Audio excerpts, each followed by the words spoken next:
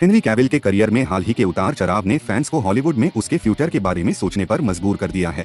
तो आखिर क्यों उसने एक नहीं बल्कि 2 सक्सेसफुल फ्रांचाइजेस से अपना रोल खो दिया है। आज की इस वीडियो में हम जानेंगे कि क्यों ये एक्टर जेम्स बॉन्ड के रोल के लिए फिट नहीं है और उसके आने वाले प्रोजेक्ट्स कौन से होने वाले हैं। तो मेरा नाम है तानिम और आप देख रहे हैं T17 का और एक video. I would definitely have a conversation.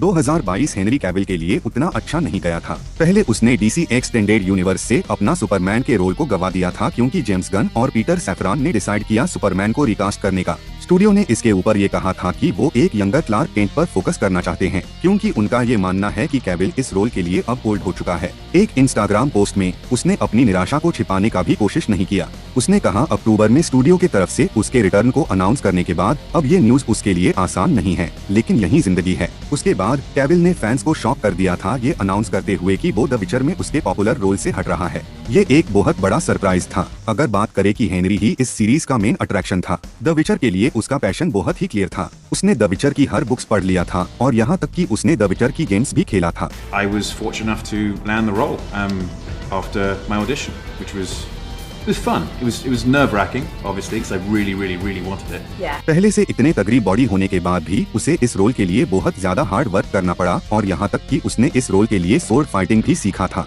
उसने इस रोल को लगातार निभाया है, यहाँ तक कि वो अपना स्टंट्स भी खुद करता था ताकि वो पूरी तरह से कैरेक्टर में आ जाए। I had, I think, 3 swords where I lived. I had 4 at work. Wow. And it was just non-stop practice.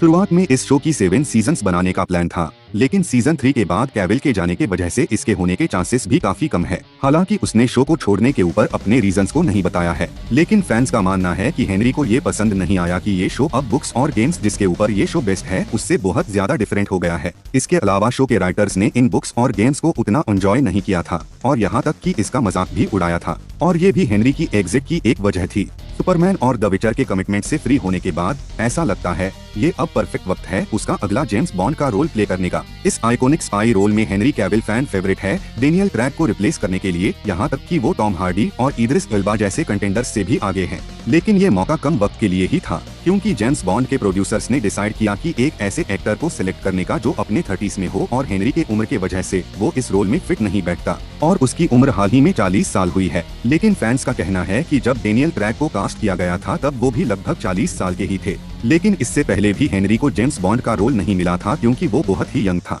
2000s के शुरुआत में हेनरी कैविल ने लीड रोल्स को हासिल करने में बहुत स्ट्रगल किया है, जैसे कि वो बहुत नजदीक आ गया था Harry Potter and the goblet of fire में सेड्रिक डिगोरी के रोल को प्ले करने के लिए, लेकिन वो उस वक्त 20 साल का था और रॉबर्ट पैटिंसन 17 साल का था, तो उन्होंने रॉबर्ट पैटिंसन को चुना। और ट्वाइलाइट के एडवर्ड कलन के लिए भी उसे कंसीडर किया गया था, लेकिन उसे इस रोल के लिए ऑफर नहीं मिला था और ये रोल भी रॉबर्ट पैटिंसन को मिला था। फिर उसे बैटमैन बिगिंस में बैटमैन के रोल के लिए भी कंसीडर किया गया था, लेकिन उसने कहा था कि वो इसमें उतना आगे नहीं जा पाया था। लेकिन कैसीनो रॉयल में जेम्स बॉन्ड के लिए आखिर में सिर्फ हेनरी कैविल और डेनियल क्रेग ही बचे थे, हालांकि उन्होंने यहाँ डेनियल क्रेग को ही चुना था। This was just down to me and Daniel, and I was the younger option. लेकिन जेम्स बॉन्ड के स्क्रीन टेस्ट के बाद हेनरी कैविल का करियर बदलने वाला था। हालांकि उसे ये रोल नहीं मिला था, लेकिन उसका मानना है कि इसके वजह से इस इंडस्ट्री में उसके विजिबिलिटी को एक बूस्ट मिला था। Once I had screen tested for Bond, and I was on a shortlist, and my photo was in Variety.